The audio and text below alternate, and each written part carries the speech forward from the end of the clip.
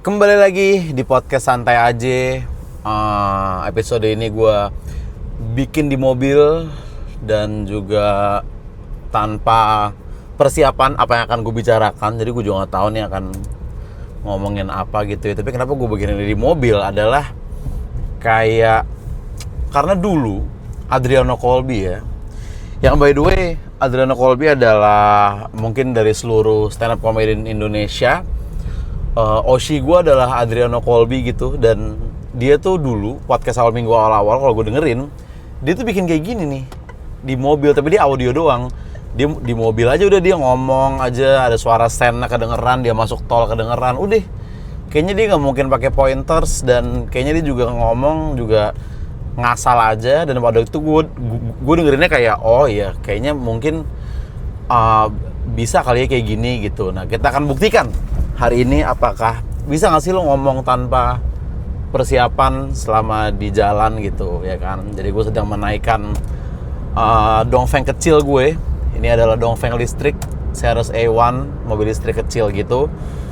Dan gue sedang menuju ke tempat untuk syuting podcast OKOC bersama dengan Kemal dan Oslo gitu ya kan. Apa dong terus banget dulu gimana bisa begini-begini. Sorry ya, ini mungkin nggak akan berbobot apapun yang gue bahas di sini. Kalau kalian mau ganti ke tontonan lain yang lebih bermanfaat silakan. Tapi kalau bisa ya jangan gitu. Stay bersama gue di mobil ini untuk sekarang guys. Jadi biarpun gue bilang lu silakan nonton yang lain, tapi sebenarnya gue berharap lu nggak pindah ke tontonan yang lain. Itu tahu nggak sih? Maksudnya kayak sifat-sifat denial kayak gitu tuh yang kadang-kadang gue selalu kayak agak jijik juga sebenarnya, tapi kita semua mungkin punya gitu ya kan.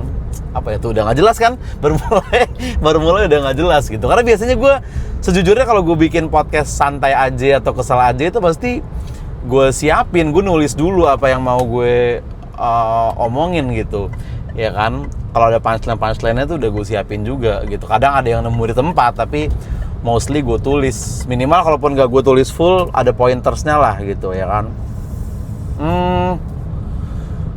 Kita akan apa yang lagi ada di pikiran gue akhir-akhir ini? Oh, kita akan bahas TV series aja ya gitu. Jadi The Boys, kalau lo ada yang nonton The Boys, itu tuh baru tamat gitu ya kan.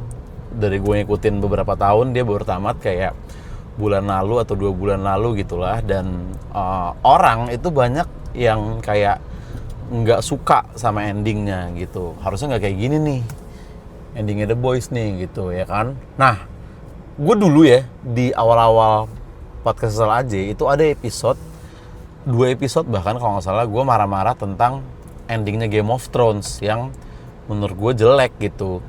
Yang dimana season 1 sampai season 6-nya, bahkan season 7 awalnya Game of Thrones itu keren banget menurut gue. Mungkin TV series termantap yang pernah gue tonton ya Game of Thrones. Tapi pas endingnya gue kayak anjrit jelek banget nih endingnya gitu. Terus gue bikin lah episode di podcast Kesel aja Spotify dulu, marah-marahin ending Game of Thrones gitu. Yang nah tadi nyambungnya sama The Boys adalah The Boys sekarang juga kayak begitu juga. Endingnya juga orang banyak yang nggak suka gitu ya kan. Dan kayaknya banyak deh series yang kayak gitu. How I Met Your Mother juga agak kayak gitu. Bahkan Attack on Titan aja tuh masih ada yang nggak suka sama endingnya kayaknya gitu. Yang orang happy tuh endingnya Breaking Bad ya kan.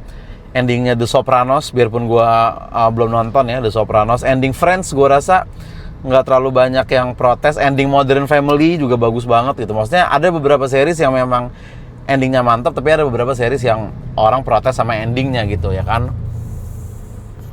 Nah tapi setelah gue pikir-pikir sekarang gitu ya, kayak ya udah sih gitu. Emang pertama lu tonton ya lu nikmatin aja gitu. Emang lu maunya endingnya kayak gimana gitu ya kan. Emang lu pikir gampang bikin ending film series gitu ya. Maksudnya si The Boys ini orang tuh kecewa sama endingnya, mereka maunya nggak kayak gini endingnya. Tapi kan ya udah, kan bukan kita yang bikin, kan mereka yang bikin, terserah mereka dong gitu. Dan kayaknya ini hanya terjadi di mungkin TV series dan mungkin komedi ya, kayak garing lo gitu. Maksudnya kayak orang tuh marah gitu. Kayaknya lagu nggak pernah kayak gitu deh. Misalkan kayak Maroon 5 nih, terus kayak endingnya jelek lagunya, tapi enggak sih, ada juga yang kayak Coldplay sekarang jelek gitu ya, Maroon 5 sekarang jelek gitu ya. Itu ya opini pribadi aja yang semua orang bebas beropini. Oke lah, gue tarik semua argumen gue tadi gitu.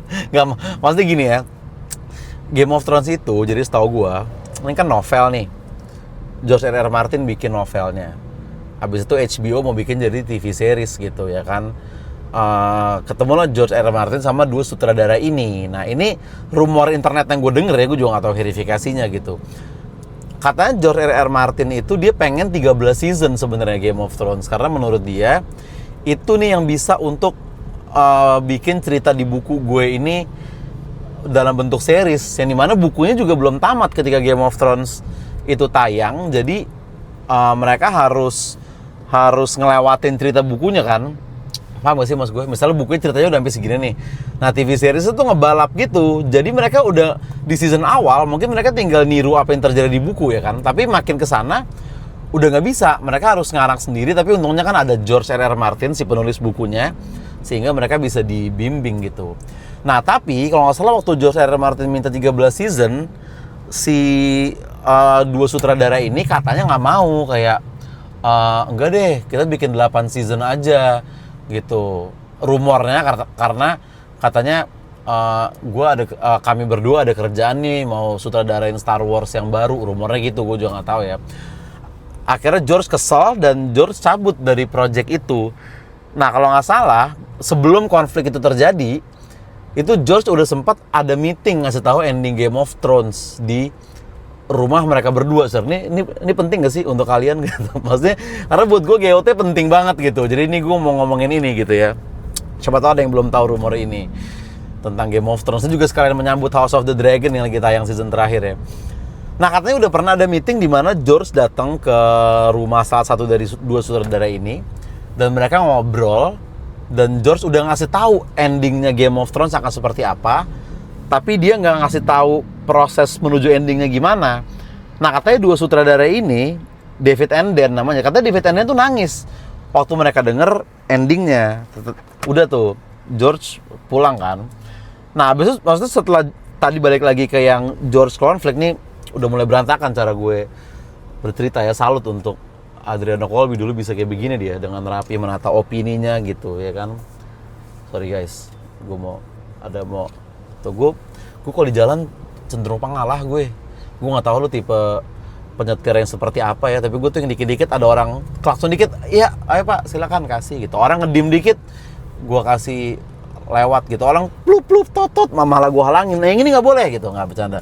Maksudnya gue tuh tipe yang ngalah mulu karena gue pikir kayak ya udah lah ya, misalnya ada mau belokan nih bareng nih, siapapun yang ngambil duluan, mau gue atau dia duluan, ya kayaknya nyampe tujuannya paling ngaruh kayak 2-3 menit doang gitu ya nggak sih? Kayak kalau gue telat itu pasti karena gue, bukan karena gue nggak ngambil jalan duluan gitu. Atau ya gue sih ngerasa gitu ya, tapi mungkin karena beberapa orang kayak ambil gitu. Ada yang mungkin terganggu juga dengan betapa stoiknya gue di jalanan gitu, di cara nyetir gue gitu. Makanya gue sehari-hari kadang lebih sering naik Grab car atau Gokar juga dibanding nyetir sendiri gitu ya kan.